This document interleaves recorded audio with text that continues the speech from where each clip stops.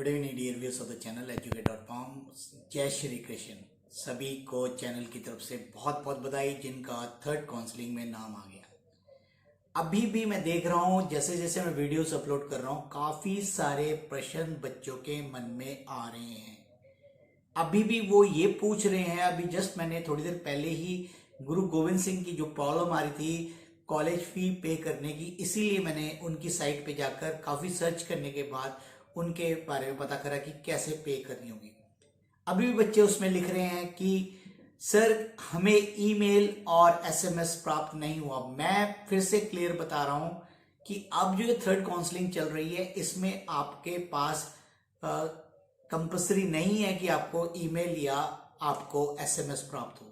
Clear बताया है मैंने अपनी वीडियो के अंदर कि आपने लॉगिन करना है, फॉर्म भरना है और पेमेंट करनी है और कुछ नहीं करना। उसके बाद तीसरा काम दोनों के फॉर्म की और पेमेंट रिसिप्ट की डाउनलोड कर देना। उसका प्रिंट आउट अगर है तो आप प्रिंट आउट, प्रिंटर तो अगर नहीं है तो कैफे में जाकर आप डाउनलोड किए हुए उससे आप प्रिंट आउट निकाल लें। बस इतना ही करना है।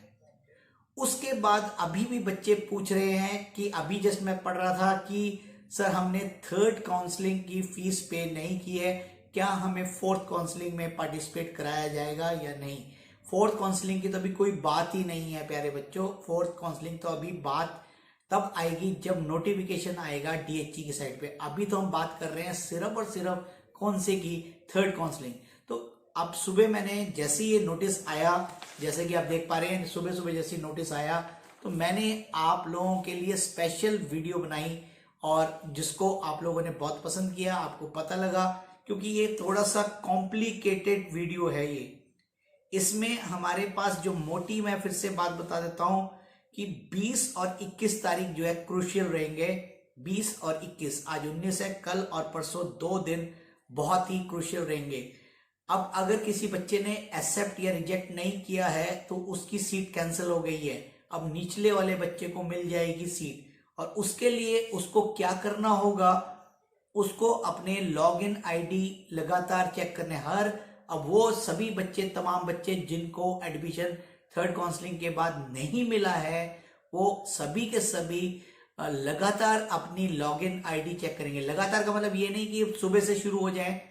इसकी टाइमिंग्स है ये 10 से 12 बजे, आपके 10 और 12 बजे के बीच में अगर आपकी मेरिट के हिसाब से आपको सीट अलॉट होती है तो आपको वहां पर डीएचई की साइट पे जब आप लॉगिन करोगे, जो मैंने बताया हुआ प्रोसेस, वहां पर आपको सीट अलॉट हो जाएगी 10 से 12। ये नहीं कि आप सारा लगातार करते रहें, मैं ये नहीं कहूंगा क्योंकि ऐसी कोई नहीं। मैं बिल्कुल डिटेल में आपको समझाने की कोशिश करता हूं कि बच्चों को परेशान नहीं करना चाहता। और आप मुझे भी पूछेंगे कि सर अभी 8 बजे सुबह कहते कि हमने लॉगिन किया हमारी सीट नहीं आई, तो ये मैं क्लियर बता रहा हूं। कॉलेज 10 से 12 के बीच में, 10 से 12 बजे के बीच में अगर सीट मेरिट के हिसाब से आपकी बनती है तो आपकी पोर्टल पे लॉगिन करने पर दिख जाएगी अलॉटेड सीट। उसके बाद वही सेम प्रोसीजर है, एक्सेप्ट या रिजेक्ट, एक्सेप्ट या रिजेक्ट। वही पुराना कल जो मैंने वीडियो बनाई थी पूरी डिटेल में समझाया हुआ है कि एक्सेप्ट किन्होंने करना है, रिजेक्ट किन्होंने करना है। अगर आपको प्रीवियसली कोई कॉलेज ऑलरेडी मिला हुआ है और गूगल फॉर्म में फिर आपका नंबर दूसरे मेरिट के हिसाब से आपको फिर से मिल जाता है तो अगर आप पहला वाला रखना चाहते हो तो रिजेक्ट करेंगे, अगर आप नए में जाना चाहते हो तो एक्सेप्ट करेंगे। लेकिन इसकी टाइमिंग्स है ये 2 बजे तक कर देना, मतलब 12 बजे से लेके 2 बजे तक का आपके पास टाइम है, 2 घंटे का टाइम है। तो इसके बीच बीच में ही आपने, ये नहीं कि 2 बज गए, 2 बजे के बाद अगर करोगे तो वो सीट आपकी फिर से कैंसिल हो जाएगी। वो सीट फिर किसी अन्य को दे दी जाएगी, अगले दिन दी जाएगी। ये नहीं कि आप रात भर देखते रहो कि आप लॉगिन कर करके देखते रहो कि मेरे को सीट मिली कि नहीं। सीट मिलेगी 10 से 12 बजे के बीच में और उसके बाद एक्सेप्टेंस या रिजेक्शंस करनी है आपने 12 से 2 बजे के बीच में। और सेम डे ही अगर अलॉट हो जाता है, सेम डे ही आपने पेमेंट करनी है। मैंने अभी इसीलिए गुरु गोविंद सिंह कॉलेज सेक्टर 26 की उसमें काफी बच्चे की कॉल्स आई थी सुबह, कम से कम 20-25 बच्चों की कॉल आई थी, हमारी फीस पे नहीं हो रही। मैसेजेस में भी लिखा है, कमेंट्स में भी लिखा है, तो इसलिए मैंने अभी जाकर वीडियो बनाई।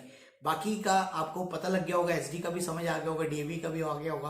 बाकी गवर्नमेंट कॉलेजेस की जो है वो तो डीएचई साइट पे ही आपके लॉगिन करने के बाद आपकी फीस पे होगी, तो उसमें तो आपको ज्यादा प्रॉब्लम नहीं आ रही।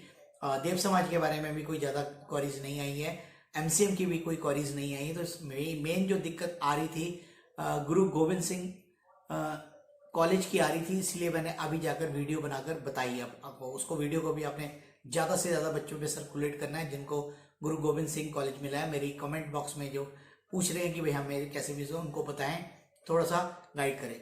अब 2 दिन ये रहेगा 20 और 21, तो अब ये 2 दिन की बात है। उसके बाद 22 को अब वैकेंसी लिस्ट आती है या क्या आती है, उसकी इंस्ट्रक्शन कल आती है या परसों आती है, हम उसके बाद में करेंगे। उसके बाद बार बार यही प्रश्न आ रहा है आपके मन में भी, हमारे मन में भी आ रहा है, जिनका अभी एडमिशन 3rd काउंसलिंग में भी नहीं हो पाया है, कि डी रिजर्वेशन होगी या नहीं होगी। डी रिजर्वेशन की बात तब तक मैं अपनी चैनल के माध्यम से कंफर्म नहीं बता सकता जब तक डीएचई की नोटिफिकेशन नहीं आती है, क्योंकि चैनल जो है वो गाइडलाइंस को फॉलो करता है। जो डीएचई की साइट से नोटिस आते हैं उन्हीं को लेकर मैं आपके साथ वीडियो शेयर करता हूं। मैं अपने आप से ऐसे नहीं कह सकता कि वो डी रिजर्वेशन हो जाएगी, पिछले साल हुई थी।